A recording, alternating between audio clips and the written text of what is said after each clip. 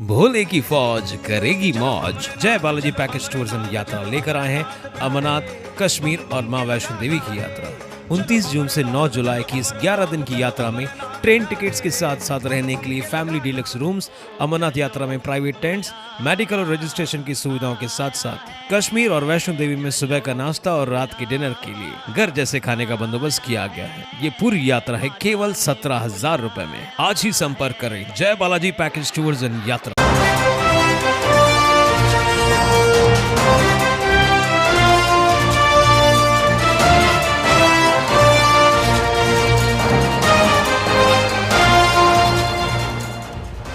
उल्लास जाबाज 24/7 TV news, शहर का आईना।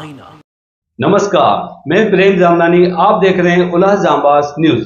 शहर की ताजा तरी खबरों से बने रहने के लिए उल्लास जाबाज यूट्यूब चैनल को सब्सक्राइब कर बेल आइकन को क्लिक कीजिए।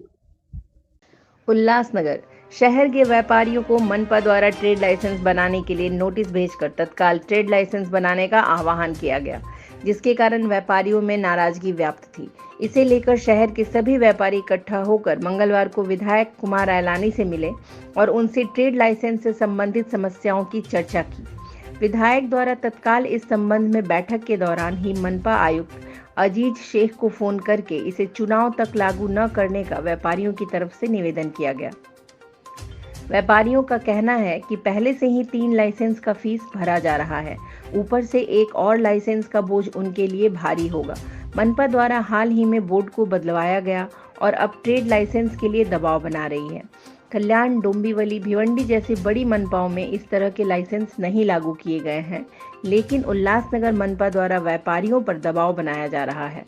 वहीं जिन लाइसेंसों को हर साल नूतनीकरण कराया जाता है, उसे शासनादेश के अनुसार 10 वर्ष का किया जाए, ऐसी मांग विधायक कुमार आयलानी के सामने रखा गया। वहीं चुनाव के बाद नई बॉडी आने पर ट्रेड लाइसेंस का मुद्दा सामने रखकर निर्णय लेने का प्रस्ताव रखा गया। सिंधु नगर व्यापारी महामंडल के अध्यक्ष मेघराज लोंड, उल्लासनगर शॉपकीपर्स एसोसिएशन के अध्यक्ष दीपक छतलानी व अन्य लोग इस अवसर पर उपस्थित।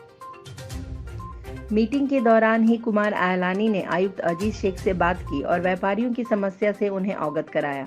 विधायक ने कहा कि मीटिंग में मौजूद मनपा अधिकारी विनोद केने को भी तुरंत निर्णय लेने को कहा गया।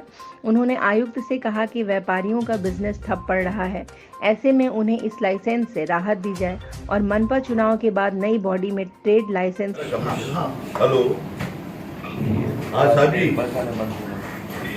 साहब जी, व्यापारियों का मीटिंग है, हमारे केनी साहब भी आए हैं कारपोरेशन में,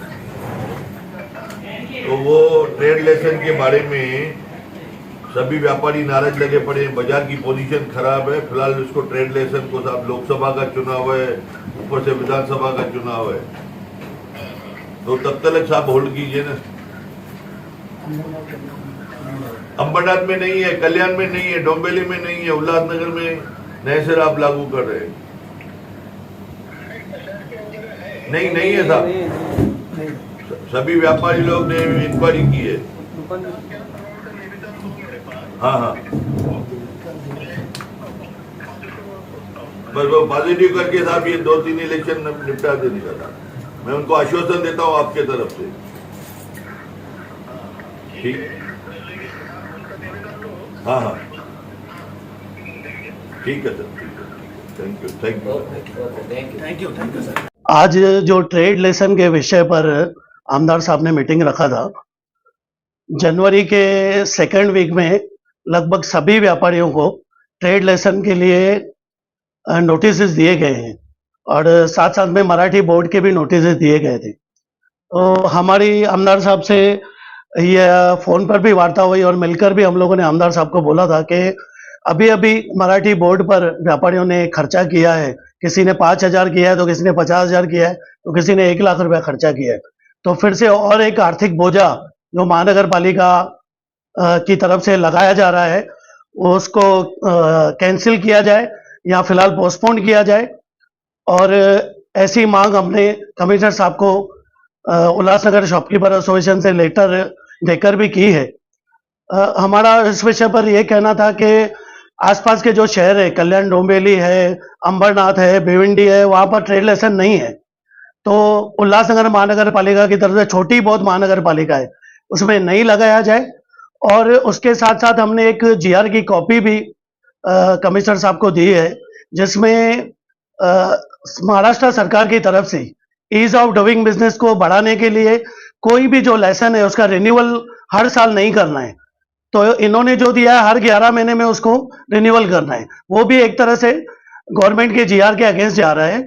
तो कम से कम उसको नहीं करना चाहिए, रिन्यूअल के लिए किसको भी बाध्य नहीं करना चाहिए, या 10 साल तक उसको लाइसेंस एक ही बार में देना चाहिए।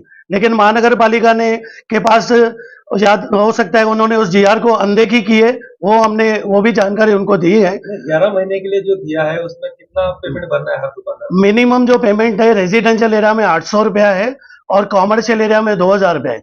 तो मैक्सिमम जो हमारे शॉप्स हैं वो कॉमर्शियल एरियाज में है, तो 2000 रुपया मिनिमम चार्ज है 11 महीने का।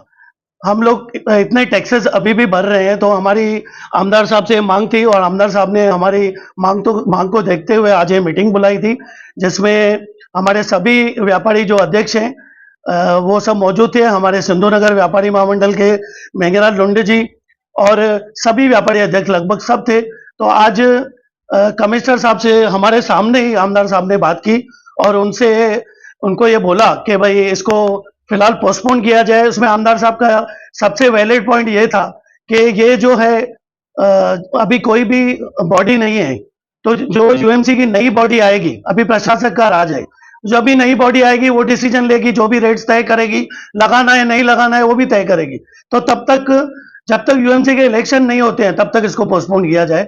और कमिश्नर साहब ने पॉजिटिव आश्वासन आमदार साहब को दिया है और आमदार साहब की तरफ से एक लेटर कल कमिश्नर साहब के पास और मुख्यमंत्री साहब के पास गया है। हमको पूरी उम्मीद है कि ये जो ट्रेड लाइसेंस है वो कैंसिल हो जाएगा।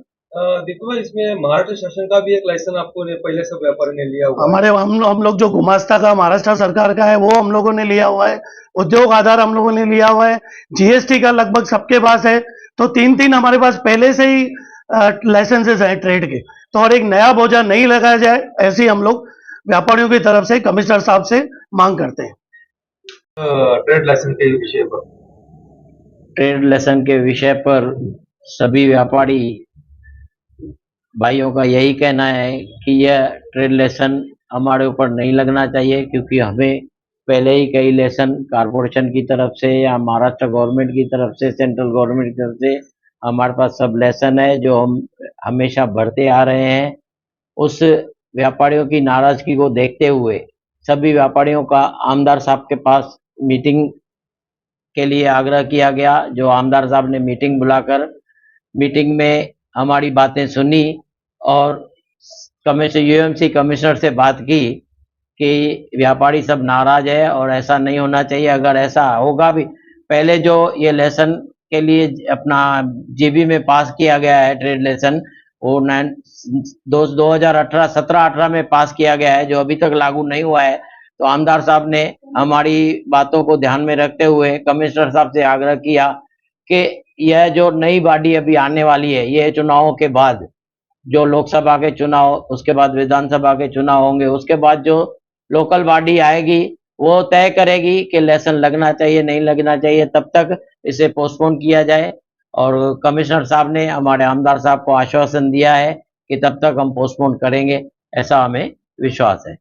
देखिए, व्यापारियों के पास जब से ट्रेड लाइसेंस के नोटिस गए तो इनकी नाराजगी शुरू हो गई।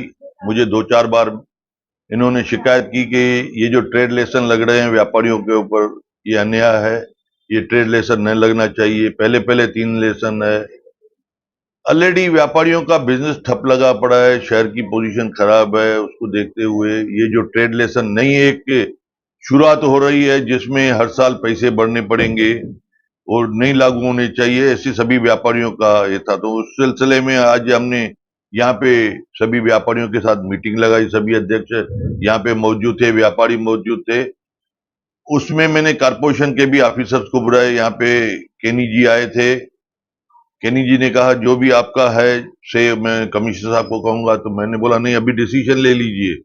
जो भी व्यापारी बैठे उनके सामने डिसीजन होगा कि आगे से आप ये दूसरे नए नोटिस बाकी दुकानदारों को नहीं भेजेंगे, जितने भेजे हैं उसको स्टॉप कर लीजिए। तो मैंने कमिश्नर साहब से बात की कि ठीक है, इसको फिलहाल होल्ड पे रखते हैं, इसको किसी और को नोटिस नहीं भेजेंगे। और मुझे कमिश्नर साहब ने पूरा आश्वासन दिया कि आपका जो बातें हैं वो मैं पॉजिटिव में लेके फिलहाल इसको पोस्टपोन करता हूं। आज आने वाले समय में अप्रैल में लोकसभा का चुनाव है, फिर 3-4 महीने के बाद में विधानसभा का चुनाव है, कारपोरेशन का चुनाव कभी भी लग सकता है। जो कारपोरेशन की नई बॉडी आएगी उसमें यह निर्णय लिया जाए, ऐसा मैंने उनको सुझाव दिया है, उन्होंने भी माना है। मैं कुमार जी, जब ये बॉडी में सदन में जब पास होता है उस समय विरोध क्यों नहीं किया जाता है इसको? देखिए, अभी जो भी ये 2018 में ये पास हुआ था, लेकिन उन्होंने होल्ड पे रख दिया था। वो टाइम पे जीएसटी या अदर टैक्सेस नहीं थे। अभी दिन ब दिन नया टैक्सेस आते रहते हैं, व्यापारियों को परेशानी बढ़ती रहती है। हाल ही में अभी देखिए, जो सभी दुकानदारों को मराठी भाषा में बोर्ड लगना चाहिए, उन्होंने अपने बोर्ड, किसका इंग्लिश में था, हिंदी में था या सिंधी में था, जो भी भाषा में लिखा हुआ था, उसको बोर्ड को चेंज करते हुए सबके खर्चे हुए। आज ये नया खर्चा फिर ट्रेड लेसन का, तो इतना बोझा व्यापारी नहीं उठा पा रहे हैं मंदी के पीरियड में। आज उसको देखते हुए मैंने उनको आश्वासन दिया है कि ये ट्रेड लेसन फिलहाल नहीं लगेगा।